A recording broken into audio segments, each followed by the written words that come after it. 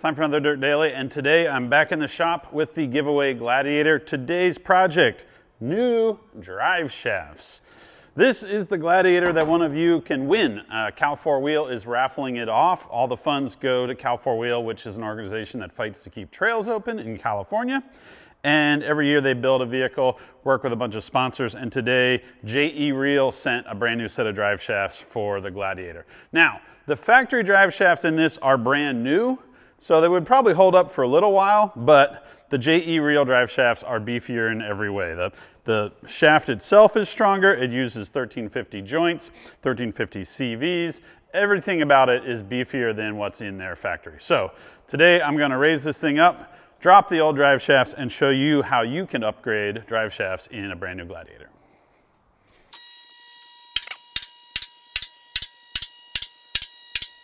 Step one is to raise the vehicle up and remove the drive shaft.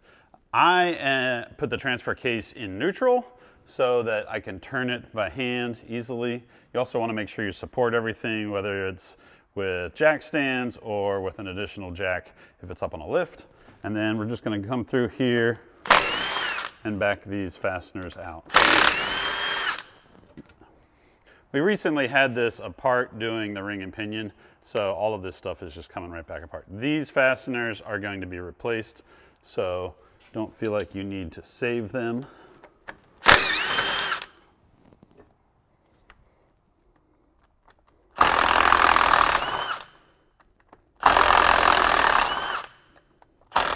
Now the rear driveline on the Gladiator has a carrier bearing right here in the middle.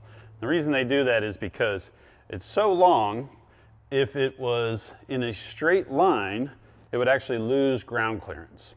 So the driveline runs to this carrier bearing, and then from here it runs down to the rear axle.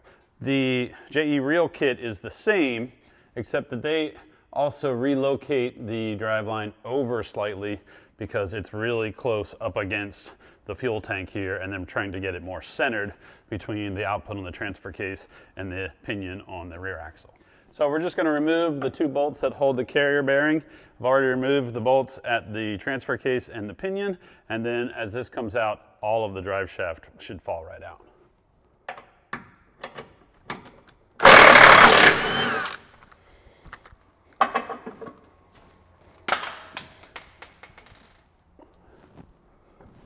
There we go.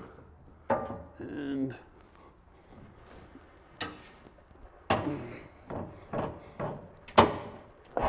there it goes. Next, we will reinstall this offset bracket that when the new carrier bearing goes into place, it will kind of push it over slightly in line with the output of the transfer case.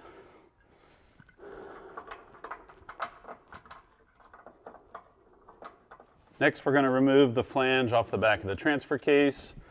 An 1¼ inch socket will get that nut off. You will probably want a big impact to break this loose. Get that up in there. And back it off. Now,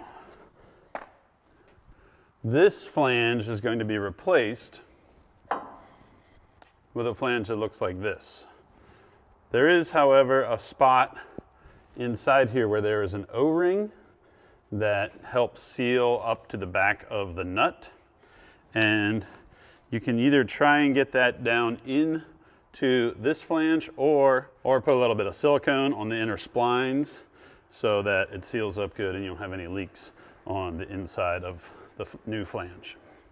Also, sometimes this old flange won't just fall off. You need to either use a puller or get behind it in here with a little hammer, give it a little tap, and slide it off.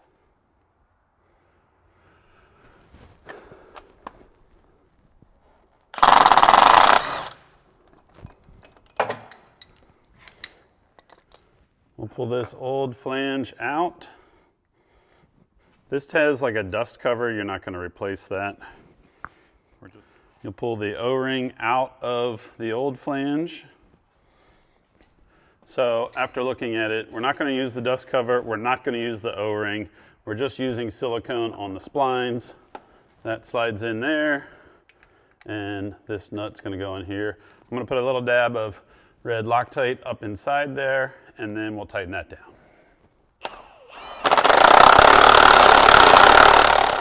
The next step is to get the front half of the rear drive line installed. There is a flange yoke that will line up with the back of the transfer case, and then the carrier bearing, which is this part right here, will attach to the bottom of this bracket that we installed on the cross member. So I'm going to start by lining up two of the bolt holes on the back of the transfer case and just get some fasteners started. Just enough that it won't fall out. Bonk me on the head. You want to put two in so that it doesn't come out of the flange and kind of flop around. And then we will spin this carrier bearing around and try to line it up with the bolts that are coming through this bracket. Let's see here. There we go. And then just put a washer and a nut on. The whole idea is to try to get everything started before anything falls on your head. There you go. Get that one side in. We'll get this other side lined up. There we go. Second nut, or second washer and nut.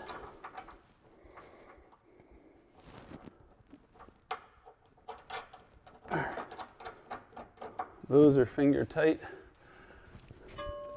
Then we'll spin this around, put the other two drive shaft bolts in, and we want to kind of get everything started, everything finger tight, and then we'll move to the rear half of the rear drive line.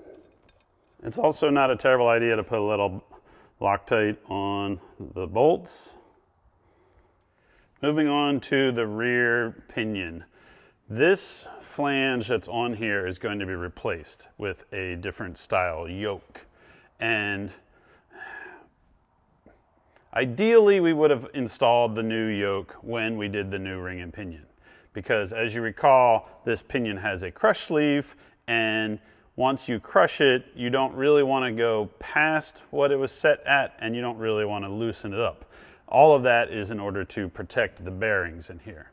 Now, when we put this crush sleeve in, this had a preload amount of it was very light preload. I think it was about 5 to 7 inch-pounds. And now, when I put this inch-pounds wrench on here and I turn it, we're getting between 14 and 16. Why is that? Why is it so much heavier? Well, because when we set this up, it was just the pinion. And remember, it had this really funky ball bearing, outer bearing for the pinion? Well, now this pinion is not just turning that bearing, but it's also turning the ring gear, the locker, the axle shafts, and as you saw, this one tire was also turning. So, you have a lot more drag on it, so it's going to take more preload, more inch-pounds to turn it. The goal here is to remove the nut, remove this flange, put the new yoke on, put the nut back on, and not increase that preload. You don't want to crush the crush sleeve more. You don't want to burn up those bearings. You don't want it to be too loose. But I'm going to take this off, take the flange out, put the new yoke in, and then tighten it back up and try to get it right back to that same preload. Basically, don't run it on there with your impact when you have the new yoke. That will put too much preload in and that will burn up the bearings. Ask me how I know. I've done it in the past.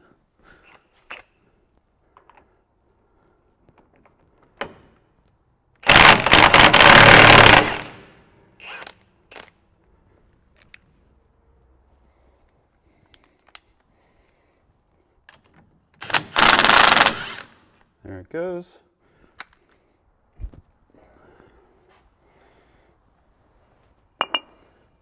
Getting a little bit of oil leakage there.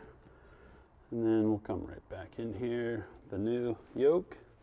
I did put a little bit of silicone on the splines of that yoke. Okay, if you're reusing your pinion nut, be sure and put a liberal amount of Loctite on there.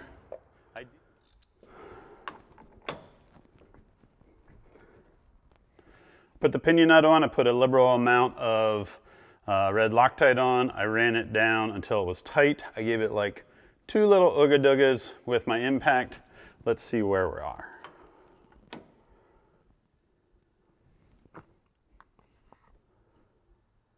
Oh yeah. We are right in the same ballpark of where we were. So I'm going to call that good. Now we'll bolt the rear half of the driveline in from the carrier bearing down to this yoke, and the rear end should be done. New 1350 yoke at the pinion, new flange for CV at the carrier bearing. Here's that new driveline.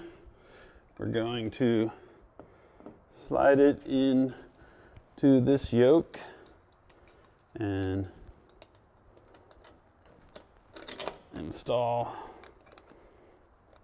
some U-bolts.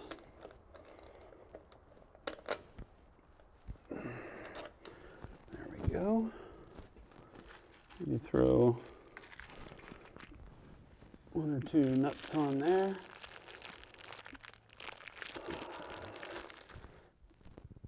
All right. Then we're going to reach up here, grab a couple of these bolts. Again, a little Loctite. And bring them up here. All right.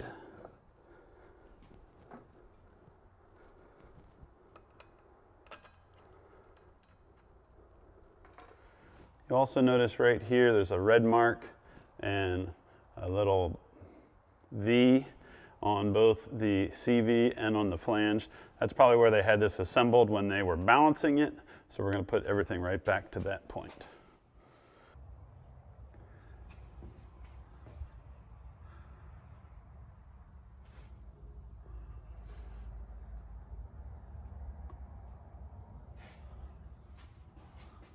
Rear drive shaft is all buttoned up, carrier bearings attached, and all of the nuts and everything are tight, all the fasteners. Now we're going to move up to the front. The front is basically the same as the rear, except instead of having a carrier bearing, it's just a one-piece drive shaft. You will have 4 bolts at a flange on the front pinion that you'll need to remove, and then replace this flange with a yoke. And then the same on the front of the transfer case. It uses a factory style joint that is not really rebuildable, and we're going to get in there and remove that and put a flange up there and put a 1350 CV up there as well. This seems to work the best. I have an impact with a whole bunch of extensions, and because the flange is way up inside there, it's easier because there's no skid plate. There's just like a little tubular skid plate, but still, if you come in from the top here and blast all those bolts out, it seems to be easier than trying to fit anything right up inside here. I got all of these bolts out. They have like a little bracket on. All of that stuff can be junked because it's going to be replaced. Next, we'll come up in here and remove these front bolts.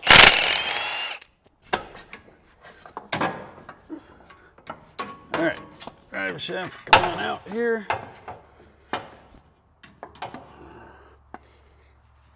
This is kind of cool. This is the factory joint. It's kind of like a constant velocity, but it has kind of like a rubber piece in there. It's not really rebuildable. Must be strong enough that the engineers decided it would work for a factory Jeep, but this is what we're going to replace with that big 1350 CV. And then at the pinion side, it's just a normal U-joint rebuildable.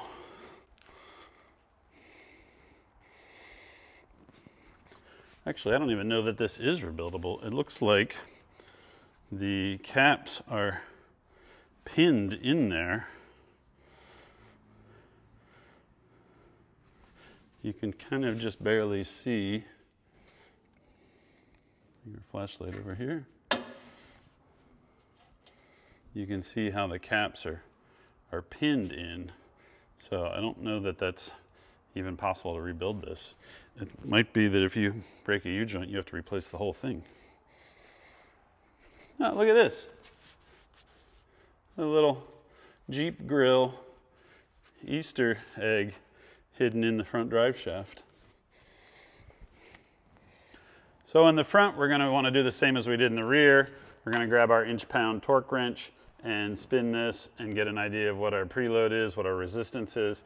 Looking right at about 35, 30, 35. Yeah, maybe 32. Again, this is going to be higher now than it was when we built it because now it's turning the differential, the axle shafts, and everything else. Come in here.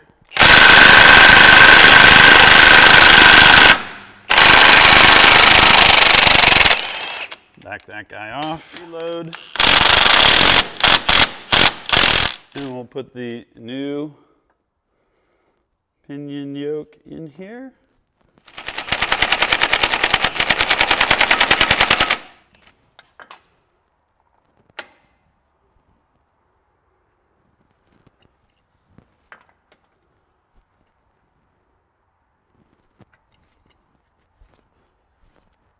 Feels pretty good. I'm going to bring this drive shaft in.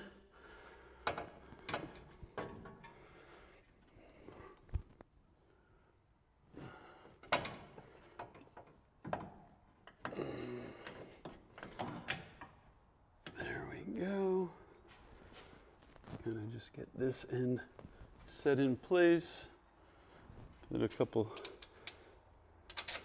U-bolts in just to start.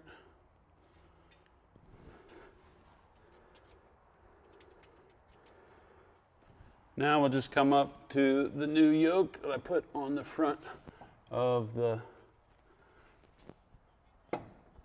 transfer case and get it all lined up.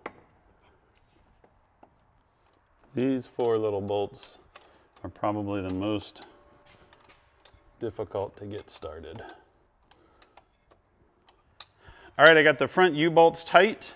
I like to grab a little pry bar, alignment bar, and stick it in the drive shaft yokes, and then I can take a wrench and tighten up the little 5/16 bolts that are back here that bolt into the CV.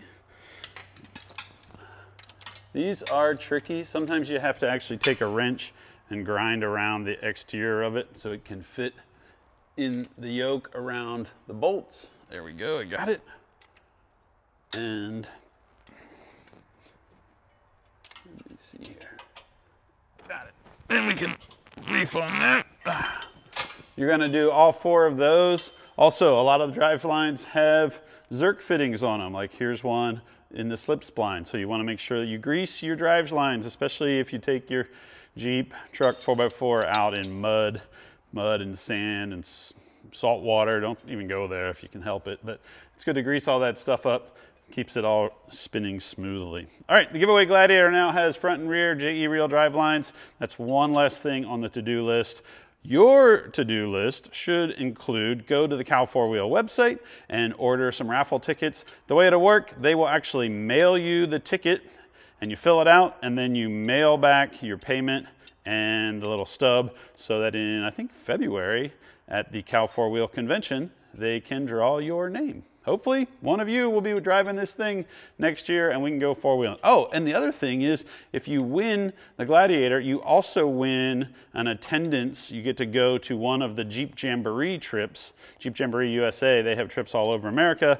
And I think, I don't know if it's a specific one or you get to pick, but you could not only win a Jeep, you could win a chance to take it 4-wheeling on a Jeep Jamboree USA trip. So that's pretty cool. All right, that's it for this Dirt Daily. Don't forget to buy your tickets. We will see you guys next time.